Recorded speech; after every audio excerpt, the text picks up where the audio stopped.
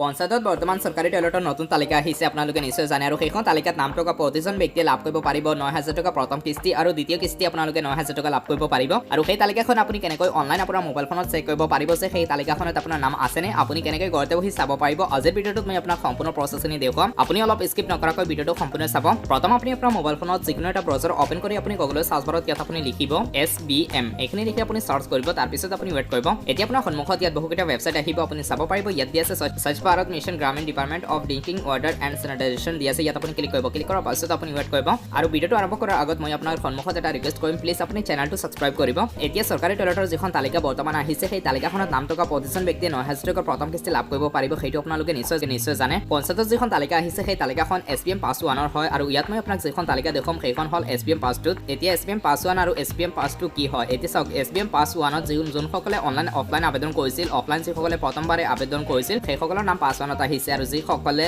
online আবেদন কৰিছিল নিজৰ মোবাইল ফোনৰ জৰিয়তে বা CSC থ্ৰু আবেদন কৰিছিল সেইসকলৰ নাম পাছ 2ত আহিছে যদি পাছ 2ত নাম আহে বা পাছ 1ত যদি নাম আহে তেন্তে কোনসকলে পইচাখিনি লাভ কৰিব পাৰিব সেইটো আপোনালোকে এইটো ভিডিঅ' জানিব পাৰিব এই ভিডিঅ'টো আপোনাৰ বাবে অতিকৈ গুৰুত্বপূৰ্ণ পাছত আপুনি স্কিপ কৰি যদি আগলৈ গুচি যায় তেন্তে কথাখিনি বুজি নাপাব সেইকাৰণে আপুনি ভিডিঅ'টো সম্পূৰ্ণ চাব মই ইয়াত আপোনাক অকল তালিকাখন নেদেখাও আপোনাক বহুখিনি ইনফৰমেশ্যন দিম কাৰণ অকল তালিকাত নাম আহিলে নহ'ব আপুনি পইচাখিনি লাভ কৰিব লাগিব আৰু যদি তালিকাত নাম নাহে তেন্তে আপুনি কেনেকৈ তালিকাত নাম আনিব পাৰিব সেইটো মই আপোনাক ইয়াত জনাই দিম সেইকাৰণে আপুনি ভিডিঅ'টো সম্পূৰ্ণ চাই থাকিব এতিয়া আপুনি স্ক্ৰল ডাউন কৰি তলপিনে আহিব তলপিনে অহাৰ পাছত আপুনি চাব পাৰিব এতিয়া আপুনি চাব পাৰিব ইয়াত দিয়া আছে নয়াৰ সাৰ্চ বাৰত ডাটা MIS দিয়া আছে ইয়াত আপুনি ক্লিক কৰিব ক্লিক কৰাৰ পাছত আপুনি ৱেট কৰিব তাৰপিছত আপোনাৰ সন্মুখত এনেকুৱাকৈ ইণ্টাৰফেচ আহিব আপুনি চাব পাৰিব ইয়াত দিয়া আছে ত্ৰিলাইন ইয়াত আপুনি ক্লিক কৰিব পাছত ইয়াত দিয়া আছে ড্যাশবোৰ্ড ইয়াত আপুনি ক্লিক কৰিব ড্যাশবোৰ্ডত ক্লিক কৰাৰ পাছত আপুনি ৱেট কৰিব তাৰপিছত আপোনাৰ সন্মুখত এনেকুৱাকৈ ইণ্টাৰফেচ আহিব এতিয়া আপুনি অলপ স্ক্ৰল ডাউন কৰি তলপিনে আহিব ইয়াত লেফ্ট সাইডত আপুনি স্ক্ৰল ডাউন কৰিব পাছত আপুনি চাব পাৰিব ইয়াত দিয়া আছে ব্লেজ প্ৰগ্ৰেছ ৰিপৰ্ট ইয়াত আপুনি ক্লিক কৰিব তাৰপিছত আপুনি চাব পাৰিব ইয়াত প্ৰথম দিয়া আছে সিলেক্ট ষ্টেট ইয়াত আপুনি চাব পাৰিব ইয়াত আপুনি ক্লিক কৰিব ইয়াত আপুনি 4 নম্বৰত পাই যাব আসাম ইয়াত আপুনি সিলেক্ট কৰিব তাৰপিছত দিয়া আছে সিলেক্ট ডিস্ট্ৰিক্ট ইয়াত ক্লিক কৰিব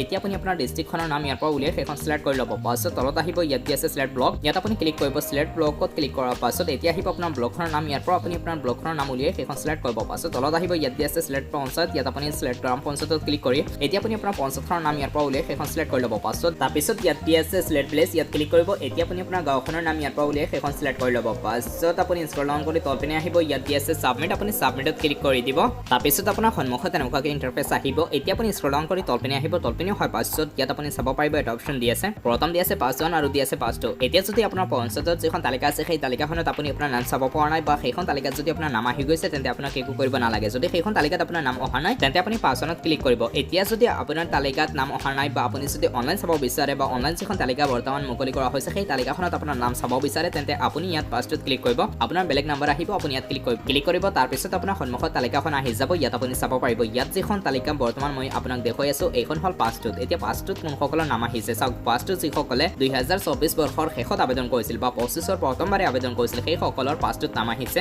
এতিয়া পাছ 2ত যদি আপোনাৰ নাম আহি যায় তেন্তে আপুনি পইচাখিনি ডাইৰেক্টলি আপোনাৰ একাউণ্টত লাভ কৰিব পাৰিব পঞ্চায়তত যোনসকলৰ নাম আহিছে বা পঞ্চায়তৰ যিখন তালিকা আছে সেই তালিকাখনত যদি আপোনাৰ নাম আহি গৈছে তেন্তে আপুনি পইচাখিনি পাছত লাভ কৰিব কিন্তু এইখন তালিকাত যদি আপোনাৰ নাম থাকে তেন্তে আপুনি প্ৰথমবাৰে পইচাখিনি আপোনাৰ একাউণ্টত লাভ কৰিব পাৰিব তাৰপিছত পাছ 1ত যিসকলৰ নাম আছে সেইসকলে পাছত লাভ কৰিব পাৰিব পইচাখিনি আৰু সেই তালিকাখন বৰ্তমান পঞ্চায়তত আছে পঞ্চায়তত যিসকলৰ নাম আহি গৈছে সেইসকলৰ এইখন তালিকাত নাম নাহে যোনসকলৰ পঞ্চায়তত নাম অহা নাই সেইসকলৰ নাম ইয়াত আহিব কাৰণ এইখন তালিকা হ'ল ভেৰিফিকেশ্যন মেইন তালিকা অফিচৰ যিখন অফিচিয়েল মেইন যিখন তালিকা হয় সেইখন তালিকা হ'ল